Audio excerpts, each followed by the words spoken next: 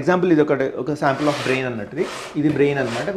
మన బ్రెయిన్లో 4 పార్ట్స్ ఉంటాయి: frontal lobe, పెరటల్ lobe, temporal lobe and occipital lobe అని. వెనక మన చిన్న మెదడు ఉంటుంది.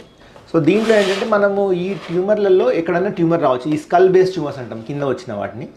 కొన్నిసార్లు బ్రెయిన్ లోపల కవాటాలు, మనం we call it cerebrospinal fluid అని ఉంటుంది బ్రెయిన్ లోపల, నీరు లాంటిది.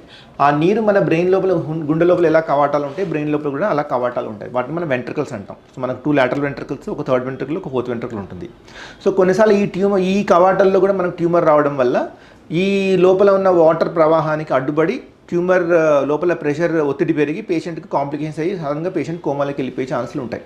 సో ఇలాంటి వాళ్ళు వచ్చిన వాళ్ళకి one of the problem is, మనకు కొంతమందికి కొలాయిడ్ సిస్ట్ అంటాం. అది చిన్న ఈ కవాటాల మధ్యలో వచ్చి వాటర్ ప్రవాహానికి అడ్డుపడి పేషెంట్ సడన్గా కోమాలోకి వెళ్ళిపోవడం లేదా సడన్గా స్పృహ కోల్పోవడం జరుగుతుంది. సో కొన్నిసార్లు అలా అయ్యి చనిపోతారు కూడా.